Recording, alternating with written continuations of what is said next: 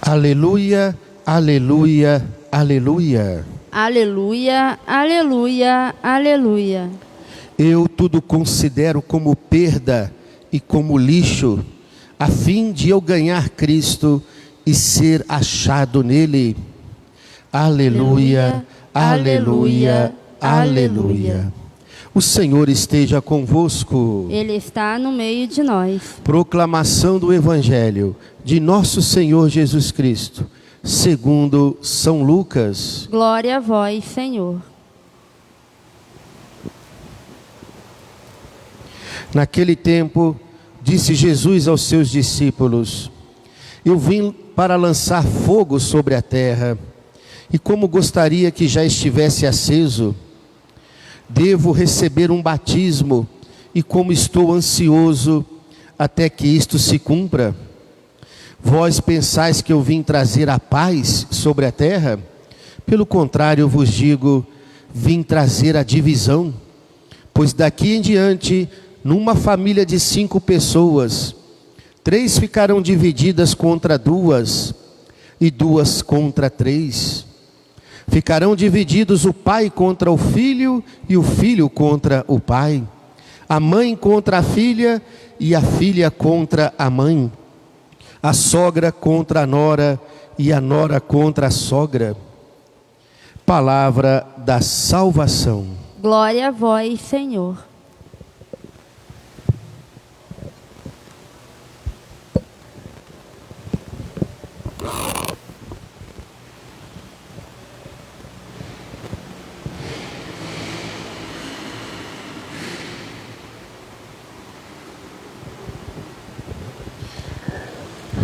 Caríssimos irmãos, no Evangelho de hoje, do capítulo 12 de São Lucas, Jesus expressa um profundo desejo na sua missão.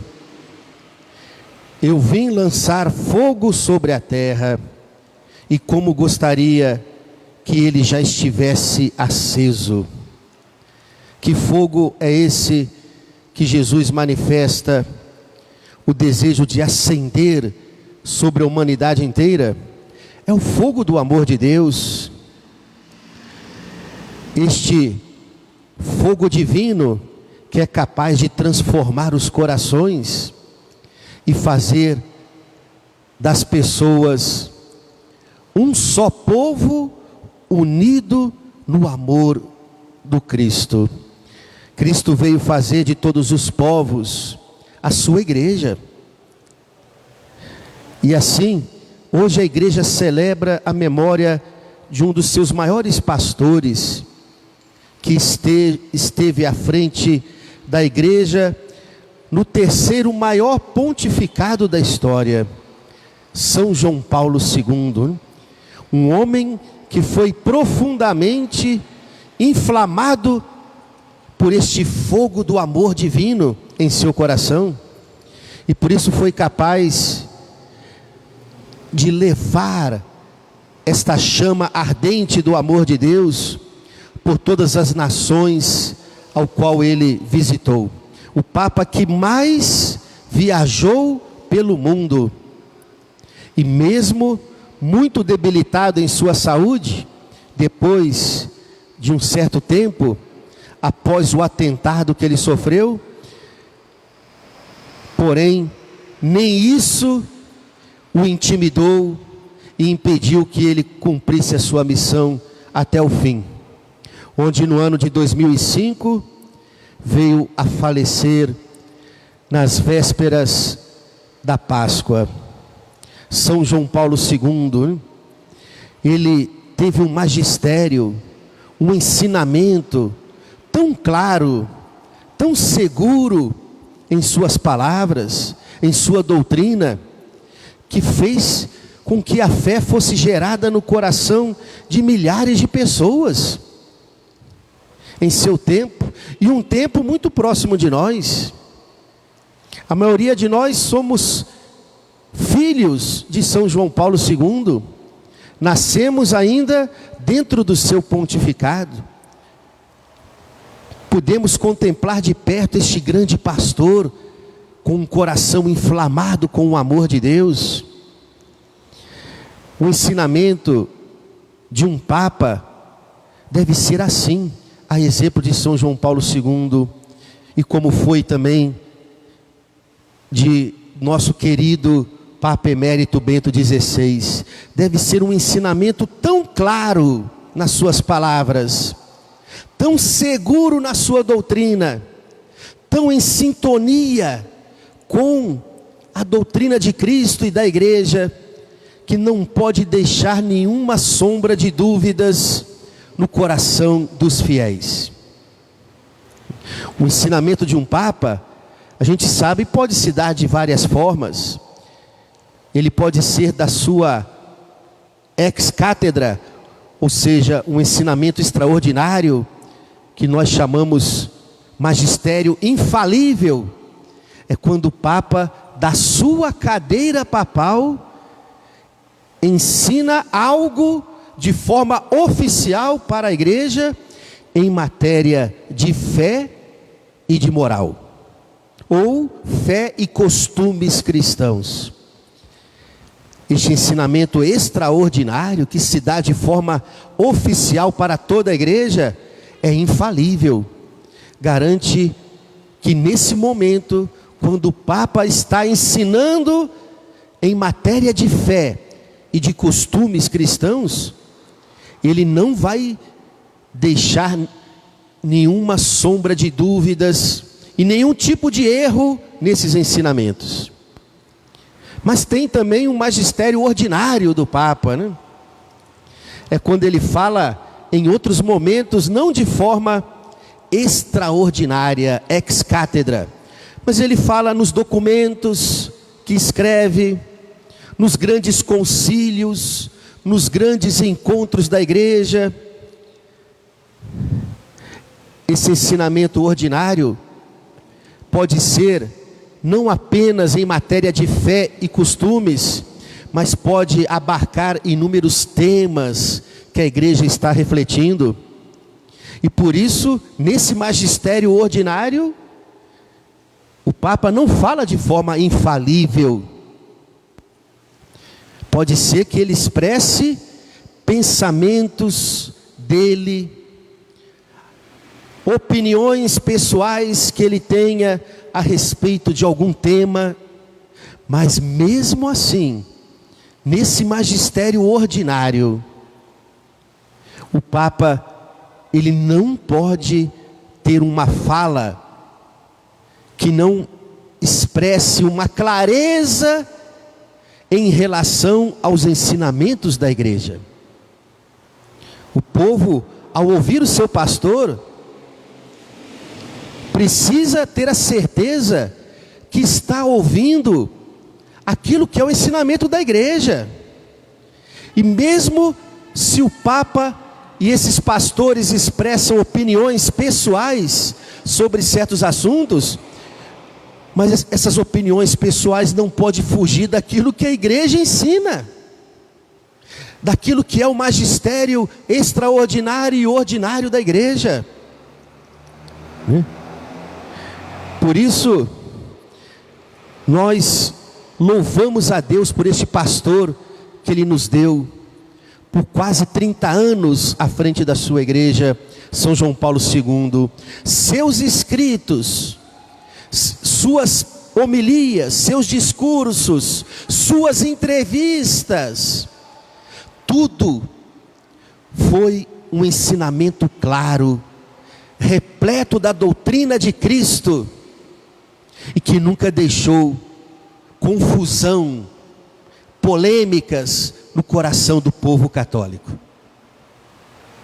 Precisamos muito da intercessão de São João Paulo II, hein? Pelos tempos que vivemos agora, em que precisamos mais do que nunca um magistério assim, claro, sem ambiguidades, sem espírito de polêmicas, sem achismos, sem opiniões pessoais de seus pastores, e que podem fugir daquilo que é o ensinamento oficial da igreja. O povo precisa de um magistério, de um ensinamento dos seus pastores, cada vez mais claro, firme, seguro e fiel a doutrina de Cristo. E São João Paulo II deu isso para nós. Deixou um legado de uma doutrina infalível para toda a igreja. Quando ele assume o seu pontificado, ele coloca como lema do seu papado: totus tuis, Mariae. Todo teu, Maria. Ele sempre completava a frase por sua própria conta: para ser todo de Cristo. Todo teu, Maria, para ser todo de Cristo. Ele escolheu esse lema mariano para o seu pontificado depois que ele descobriu aquele livro, o Tratado da Verdadeira Devoção da Santíssima Virgem, de São Luís Maria Grião de Montfort, onde ele disse que foi um grande tesouro que ele descobriu na sua vida e que mudou por completo a sua devoção para com Nossa Senhora, em que antes ele dizia que tinha um certo receio de aprofundar muito a sua devoção a Nossa Senhora e ofuscar o seu amor a Jesus. Mas quando ele descobriu este livro, este tesouro, o Tratado Mariano escrito por São Luís Maria Grião de Montfort, ele percebeu o que é a verdadeira devoção a Nossa Senhora, né? E por isso ele não teve nenhuma dúvida em colocar esse lema no seu pontificado: todo teu, Maria. Até porque, queridos irmãos, Maria recebeu de Jesus uma missão toda especial na igreja. Foi ela que gerou Jesus para o mundo. E depois que Jesus entregou a igreja aos cuidados maternais de Maria, isso se deu no alto da cruz, na pessoa do evangelista apóstolo São João, quando ele entrega Maria para João: eis aí a tua mãe. Ali, Jesus estava dando uma missão toda especial para Maria. Além da sua maternidade universal, Maria se torna mãe não apenas daquele que é a cabeça da igreja, mas ela se torna também mãe do corpo místico desta cabeça, que é a igreja de Cristo. Então ela é mãe de todos os cristãos, de todos aqueles que professam a sua fé em Jesus, até aqueles cristãos que desprezam a sua maternidade. Ela é mãe universal, é mãe da humanidade inteira, dos crentes e não crentes. Jesus quis dar essa maternidade universal para Maria. E como toda mãe, né, que é capaz de gerar filho, e por isso é mãe, Maria tem essa graça especial, pela sua intercessão, de gerar Cristo em nós, para a nossa santificação, para a santificação da igreja. Por isso, quando nós seguimos o exemplo de São João Paulo II, quando a gente também se entrega a Maria de uma forma especial, não apenas como atos de devoções, mas quando a gente vive uma entrega filial a Maria, quando nós colocamos um selo mariano na nossa vida de cristãos, Maria, ela nos ajuda a Cristo ser gerado em nós cada vez mais, e por isso ela nos ajuda em nosso caminho de santificação de uma forma especial e extraordinária. Maria não é algo facultativo na nossa fé cristã, pelo menos para nós católicos não. Jesus quis colocar um selo mariano na fé da igreja. Jesus quis nos confiar aos cuidados de Maria para o nosso caminho de santificação. E a gente vê como que isso é frutuoso, quando nós sabemos viver uma consagração especial a Nossa Senhora, na nossa vida de cristãos. Basta a gente olhar o que foi a missão do próprio São João Paulo II, né? O Papa mais mariano da história da Igreja. Quando ele se consagra de forma especial à Virgem Santíssima, tudo o que ele fazia na sua missão de Papa, à frente da Igreja, tinha um selo mariano.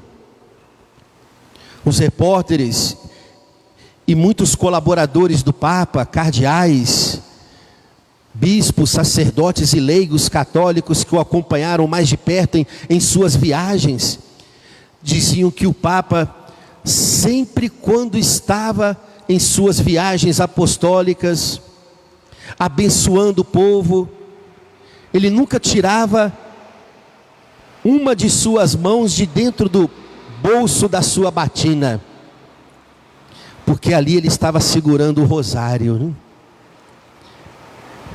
Segurando de um lado as mãos de Cristo para abençoar o povo, e a sua outra mão segurando nas mãos da Virgem Santíssima. Quando ele sofreu o atentado, aquele tiro que quase levou a sua vida, em 1988, foi justamente a 13 de maio, festa de Nossa Senhora de Fátima,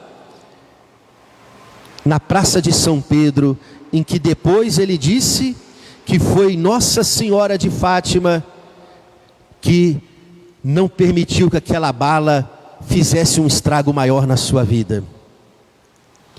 Quantas fotos nós já vimos do Papa ajoelhado ou andando pelos jardins do Vaticano com o rosário nas mãos. É ele que também vai proclamar um ano dedicado ao rosário em 2002. E nesse ano mariano, o ano do rosário, ele chegou a dar uma nova catequese e a ensinar novamente o povo como viver essa devoção para com Nossa Senhora, a oração do Santo Rosário. O próprio Papa, naquela encíclica Rosarium Virgine Mariae, nos ensinou como devemos rezar o rosário, sempre tendo os mistérios de Cristo como o centro da nossa oração. E assim, esse homem avançou na sua santidade, na sua fidelidade à Igreja e a Cristo. E olha, ele mesmo prova que a sua devoção fervorosa para com a Nossa Senhora nunca ofuscou o seu amor a Jesus, pelo contrário. Um dos pilares do magistério de São João Paulo II foi aprofundar o mistério da pessoa de Cristo. Aquilo que aquilo que São Paulo nos falou na primeira leitura de hoje. São Paulo, ele chega a se colocar de joelhos e fazer uma oração aos cristãos de Efésios. E o que é que São Paulo pede para aquela comunidade? É o que também cada cristão deve buscar na sua vida de seguidor de Jesus. Olha o que São Paulo suplica para os cristãos de Efésios: eu dobro meus joelhos diante do Pai, que Ele vos conceda, segundo a riqueza da sua glória, para que sejam robustecidos pelo seu Espírito, habitados pela fé, e tenham Cristo em vossos corações, e assim sejam capazes de compreender, junto com todos os santos, qual a largura, o comprimento, a altura e a profundidade do mistério de Cristo e do seu amor, que ultrapassa todo conhecimento. O que é que São Paulo está suplicando para os cristãos de Efésios? Que eles venham a conhecer o mistério de Cristo em toda a sua profundidade. É claro, nunca vamos conhecer Jesus 100% como Ele é, na profundidade do seu mistério. Mas qual é a missão do cristão?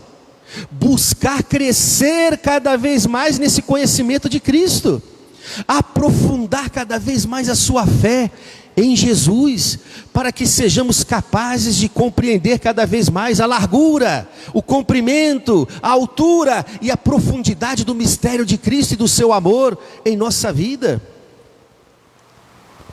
Porque a vida cristã se resume nisso: configurar a nossa vida cada vez mais ao Cristo e deixar o Cristo reinar cada vez mais em nossos corações. É uma fé cristocêntrica, sempre vai ser. E a nossa devoção filial para com Nossa Senhora, a nossa especial consagração a ela, nunca vai diminuir o nosso amor a Jesus, pelo contrário, vai fazer com que a gente avance cada vez mais no conhecimento de Cristo, porque é isso que Maria quer nos ajudar a alcançar na nossa fé. Quanto mais nos entregarmos a Maria, mais ela vai nos entregar a Cristo.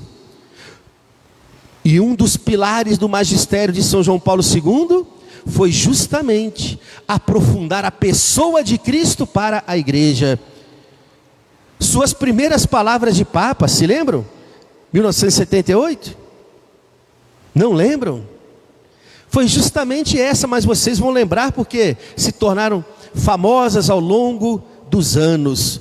Ele começou assim, suas primeiras palavras para aquela multidão na praça de São Pedro, que nem imaginavam que aquele Papa polonês, fugindo da tradição italiana, seria um dos maiores papas da igreja, né?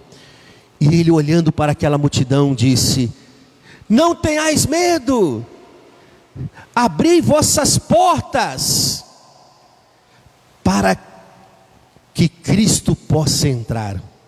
Abri as portas de vossos corações para o Redentor. E a sua primeira carta encíclica foi justamente com este tema: Redentores Hominis, o homem redentor, o Cristo redentor da humanidade. E assim, o Papa sempre nos ensinava a ter esse amor apaixonado pelo Cristo. Avançou no seu caminho de santidade e de fidelidade a Cristo até o fim da sua vida, quando ele já não aguentava mais a estar à frente da igreja, sem forças, sem saúde, e havia uma pressão dentro e fora da igreja para que ele renunciasse. Ele sempre respondia: só Cristo pode me falar a hora que eu devo parar. Só Cristo pode me falar a hora que eu devo parar. E ele só parou no túmulo, só quando entregou a sua vida a Cristo. Qual foi o segredo da santidade deste homem? A sua especial devoção e consagração a Nossa Senhora. Totus tuis, Mariae. Devemos também colocar esse selo mariano na nossa fé, para que Nossa Senhora nos ajude a sermos não só todo dela, mas ela vai nos ajudar a sermos todo de Cristo, como foi a vida de São João Paulo II.